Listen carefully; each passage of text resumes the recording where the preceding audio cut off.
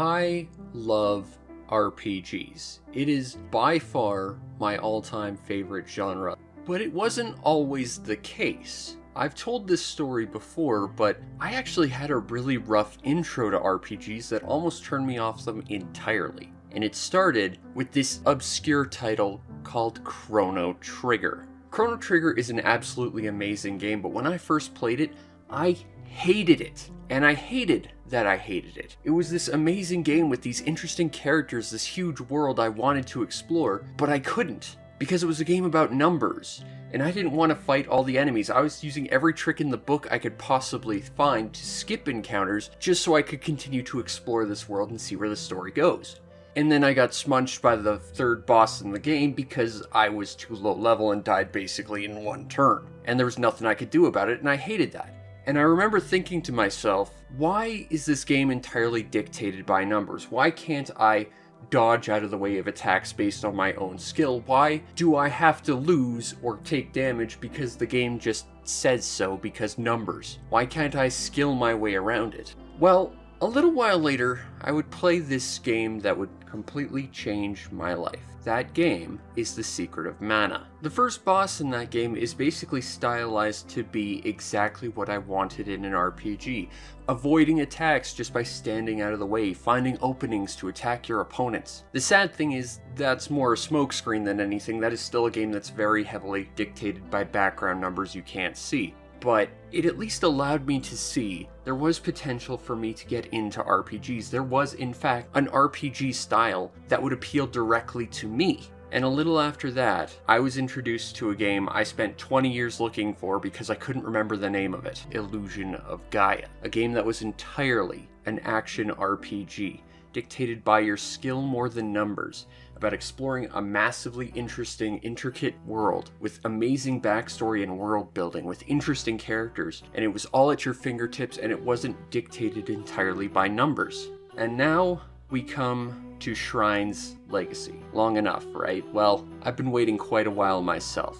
I first talked about this game 5 years ago now. It's about to release, and I am super excited for it. But the reason why I needed to make this build-up is to make one very clear point. Shrine's Legacy is basically every game I loved as a kid rolled into one. It feels like Secret of Mana mixed with Illusion of Gaia and its sequel Terranigma, and a little bit of a link to the past all in there, all in one, to create this amazing action RPG. If something like Sea of Stars or Chained Echoes is this generation's Chrono Trigger, I can say with confidence, Shrine's Legacy is easily this generation's Terranigma or Illusion of Gaia. And I am so thankful I got to experience it, because it feels like a game that was built exactly for me.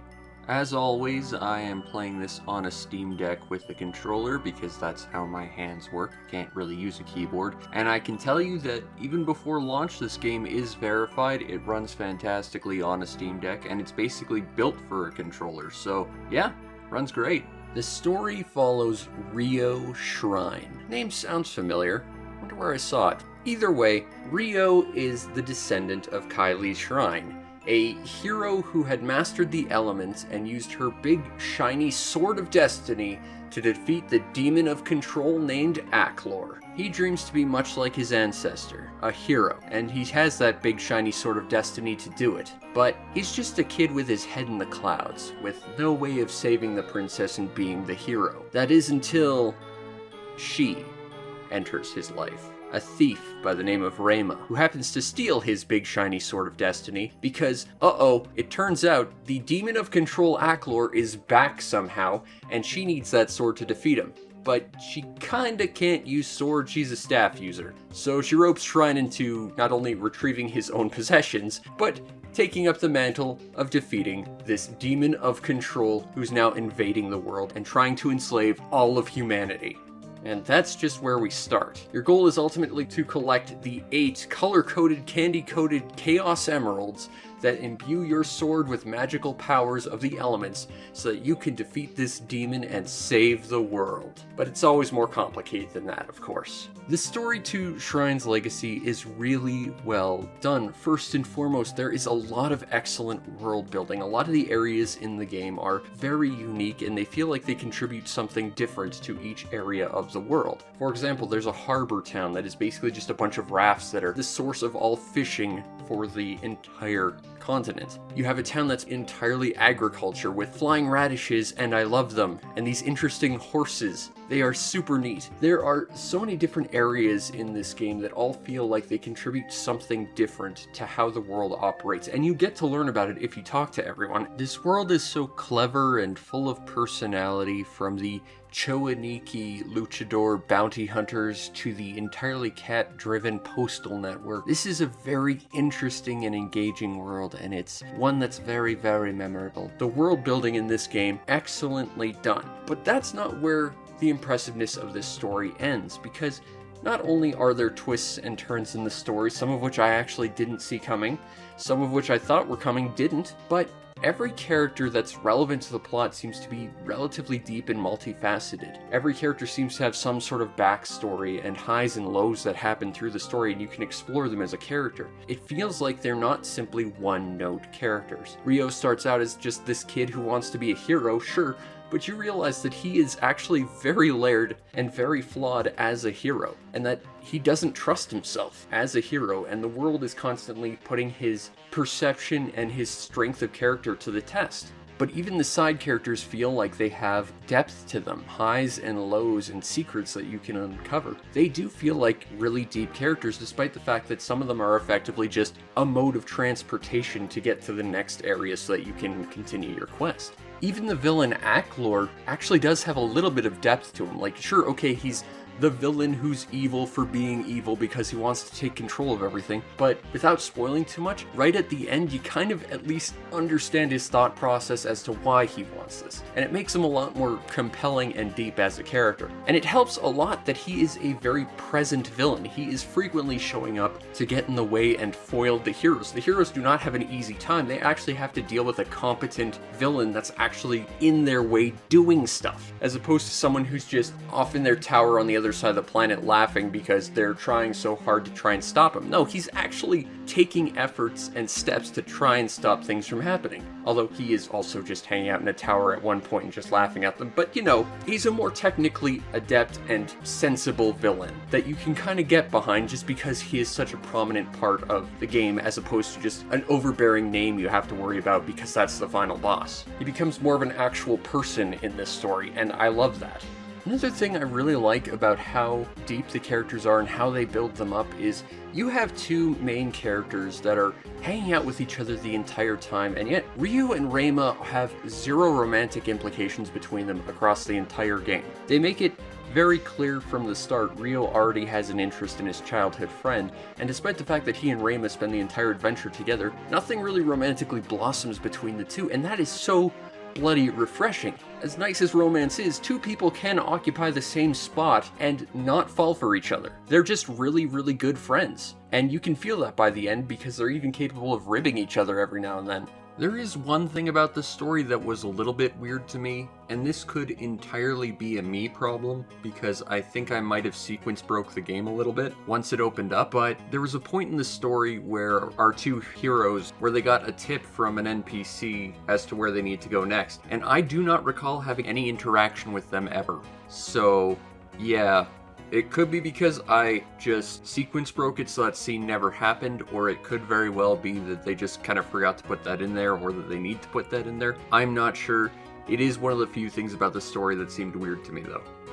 The characters and the world building and just the general story overall, really well done. And there's so much high concept stuff here, I love it. It is very, very well thought out and very interesting. The story kept me engaged and I wanted to explore this world, and now that I have, I wish there was another game so I could explore more of it. It's just a very genuinely interesting place to be. The gameplay to Shrine's Legacy is that of a quintet-essential action RPG. It feels basically just like Terranigma, if you've ever played that. If not, Illusion of Gaia. If not, go play some really awesome action RPGs from the past, or go play this, because you'll get the same experience, at least gameplay-wise. You run around attacking enemies with one of your two characters. You can swap between the two at any point. You can also have someone else play as a second character. I did not, because I don't play multiplayer. It's just not my thing. As one player, there is a bit of an issue, and that is the AI to the second player is a little bit dumb. They basically just physically attack anything you attack. They won't utilize any of their magic, which is kind of frustrating. But your goal is to travel across the land, sometimes exploring tiny caves dotted about, sort of like in A Link to the Past. This game even has screen transitions, much like A Link to the Past, which is kind of a nice throwback. Enter dungeons, you fight off monsters using multiple different abilities. As you continue through your adventures, your abilities will increase, such as your ability to attack in multiple directions, talking to animals, as well as gaining new magical properties. You gain some new abilities through the story, some through side quests and interacting through various NPCs, as well as some through brewing potions by collecting ingredients. You can also brew passive buffs that exist for a temporary period of time by brewing ingredients as well. I did not really utilize any of these because I find temporary buffs cut out when you least need them to, so I don't rely on them at all. Permanent buffs for life. Fortunately, there are some cool permanent buffs, sort of, that can actually customize your experience. Starting with the first town, you can meet Gem the Jeweler. That's an Illusion of Gaia thing, and he'll sell you jewels. And jewels are kind of like Paper Mario's badge system, in that each one has a set value assigned to it, and your character can only equip so much in terms of that value. However, you can swap them out, and each one will give you a buff as long as it's equipped. Some are being able to trade out all of your magic to drastically increase your attack. That was a personal favorite of mine. Some are like the ability to survive fatal damage and leave you with 1 HP to give you a chance to come back. And of course, my all-time favorite ability of does nothing yet, wait for a patch.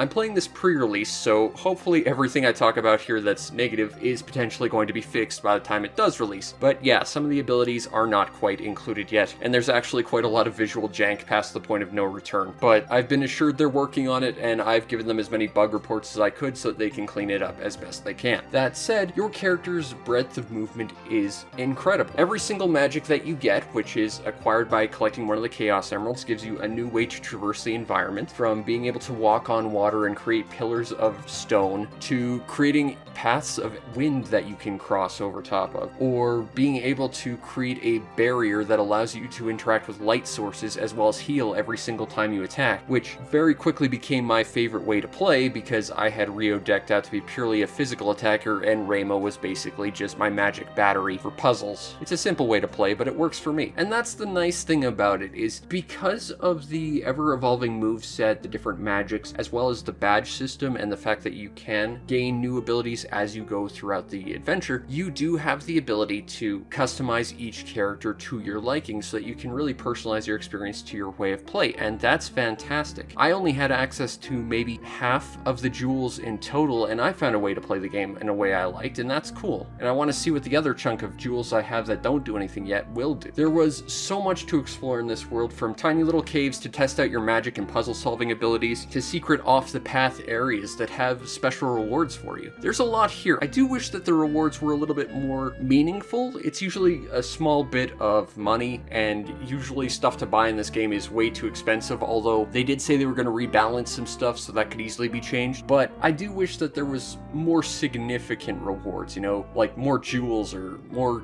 ways to attack stuff. But there's an ever-evolving moveset, and the world is designed to be explored, and it does this very, very well. I've said this time and time again, but one of the biggest things for me is exploring and discovering a world. I love to explore, find secrets, and be rewarded for it, and there are tons of secrets to be had here. And a lot of it just reinforces teaching you the skills that you need to survive and get past various obstacles. Now, as you go through the dungeons, you'll be solving small problems, usually relatively simple puzzles. I mean, I was able to solve them, so they're not terribly complex, and personally I appreciate that. If you're someone who's really into the puzzle solving, you might be a bit disappointed though. But eventually, after destroying countless enemies, finding numerous treasures, and getting keys past barriers, you will find the bosses. And the bosses are huge and awesome, and if I'm being honest, like the one real letdown of this game. There's nothing really functionally wrong to them, but they're not terribly complex, and I feel like every boss in this game can kind of be more or less handled the same way, which is wait for them to stop attacking and have an opening and just wail on them, and eventually they die. I feel like they could be made a little bit more mechanically complex, and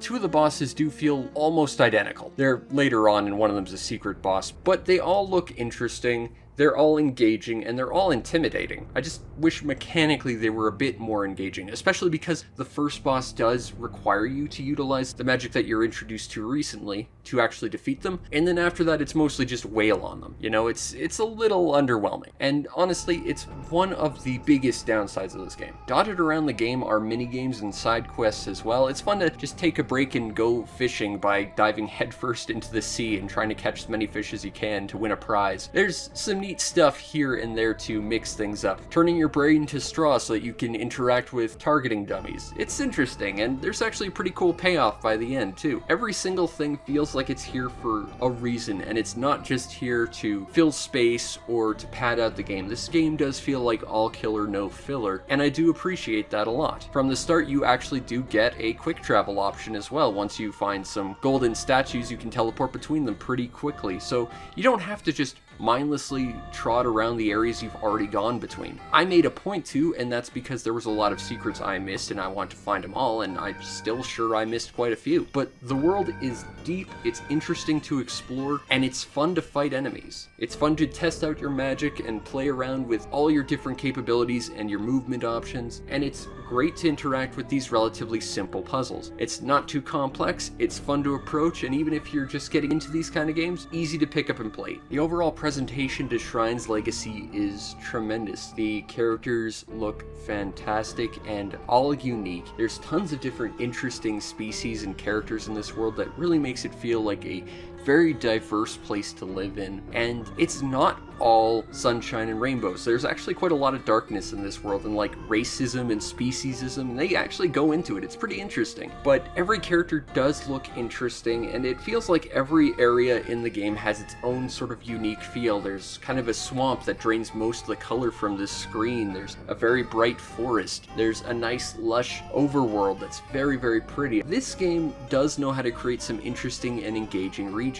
and visually it's great. You can even get different upgrades to your equipment and your armor that will actually visually change your character, and not only will it visually change your character, it will actually reflect on your character's portraits as well. They put a lot of time and effort into this. Bosses are intimidating, the villain Acklor, awesome. Even the regular enemies can come in giant sizes and are super well detailed, or tiny and just have the cutest animations. I think my personal favorite out of all of them is the genie. Very, very cute. All of them have a fun little bit of personality added to them. This game knows how to make things look beautiful. In fact, for the heck of it, I actually do have some footage from my original review, and I'd like to compare some stuff just to see if I can, just to sort of show you how far it's come, because this game has really progressed visually, and it is very impressive.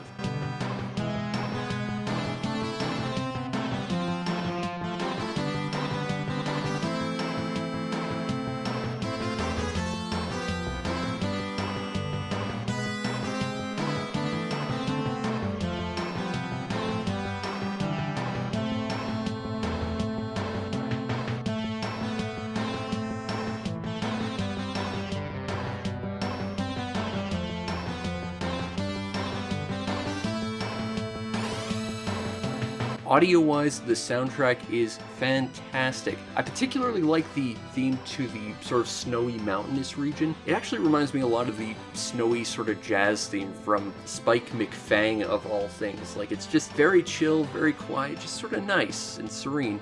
But there's this hidden dungeon that has a theme that's basically taken straight out of Mega Man X. The soundtrack is varied, and it is all good stuff. The only thing I have against the soundtrack is the entire overworld has more or less one song to it, and that does get a little bit repetitive and boring. It'd be nice if there was more of a regional variation or something, or just some different songs here and there, but it's still good music. It just kind of wears on you after a while because you hear a lot of it. That said, the presentation to this game is tremendous. Now, if you want a copy of Shrine's Legacy, it will be available on Steam for $19.99, presumably presumably USD, so I think that's like $25 Canadian, starting October 7th, and for that price, I would absolutely encourage people to play it. It is a fantastic game. It's a decent length at about 20 hours or so, and there is so much to see and do here. It's an engaging world. If Kid Me played this, Kid Me would want to marry this game because it's exactly like all the games he loved at once. There are visual things like the character indicators in the corners and the